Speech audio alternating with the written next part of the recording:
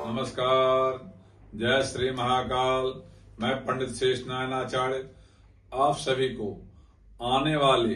3 अक्टूबर को पाप मोचनी एकादशी व्रत है। इस एकादशी का विशेष महत्व है। ये शुक्ल पक्ष का एकादशी है और आश्विन महीने की एकादशी है। जब 1 महीने के बाद जो एकादशी आएगा वो देव उठनी एकादशी आएगा। तो पाप मोचनी एकादशी में आपके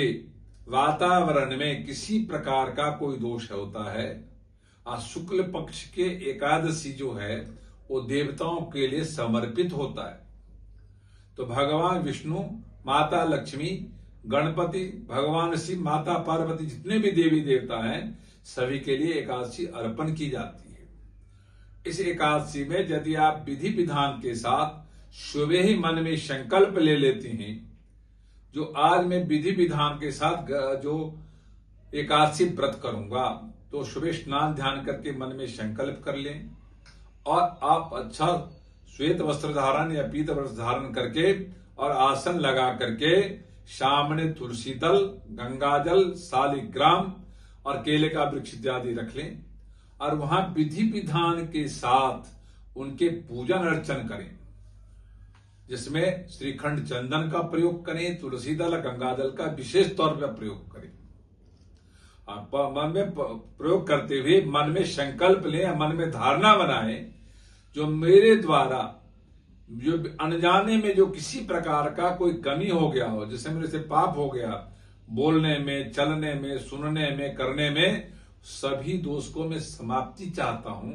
और मैं इस दोष से समाप्ति के लिए एकादशी व्रत का संकल्प लिया है और मैं देवताओं के प्रति पूरी तरह समर्पित करते हुए मैं शालिग्राम का गंगाजल, तुलसी दल और श्रीखंड चंदन से पूजन करते हुए और षोडशोपचार विधि विधान के साथ पूजन अर्चन करते हुए मैं अपने पाप से मुक्ति के लिए नमो भगवते वासुदेवाय नमः का मंत्र जाप करते हुए मन, आत्मा और बुद्धि को शुद्ध करने के लिए, उसमें अपने ईश्वर को स्थान देने के लिए मैं विशेष तौर पे व्रत का संकल्प लेता हूं। मैं व्रत को पालन कर रहा हूं और पालन करते हुए और उस पे गंगाजल में तुलसी दल भिगो करके उसमें से खंड चंदन लगा करके और 21 बार उस पे चढ़ानी चाहिए, ताकि आपके अंदर में किसी प्रकार का कोई आपसे गलती हो गया हो, उस दोष की उससे समाप्ति होती है। और आपको भजन कीर्तन करना चाहिए, आपको पुरुष सूक्त का पाठ करना चाहिए या सुनना चाहिए, विष्णु सहस्त्र नाम का पाठ करना चाहिए, सुनना चाहिए और आपको उस दिन 11 दीपक जलाना चाहिए, 5 तिल का और 6 घी का। तो इस तरह से 11 दीपक का विशेष महत्व होता है, क्योंकि 5 जो विशेष तौर पे किसी प्रकार का दोष की समाप्ति के लिए होता है, 6 आपको विशेष जो षड बुद्धि होता है, षडकर्म होता है, उसको विशेष फल मिलने के लिए दिया जाता है। तो आप इस तरह से यदि आप विधि विधान के साथ करते हैं, अगले दिन द्वादशी वाले दिन गंगाजल तुलसी दल के द्वारा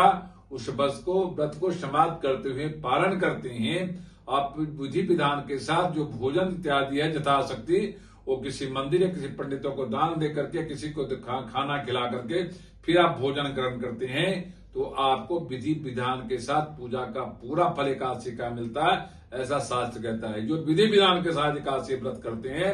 पाप मोचनी एकादशी व्रत करते हैं, उनके द्वारा किसी गलती से पाप हो गया हो उससे उनकी छुटकारा मिलता है, ऐसा शास्त्र का कथन है। ये वीडियो अच्छा लगा हो तो लाइक करना, सब्सक्राइब करना, शेयर करना ना भूलें। ओम शांति।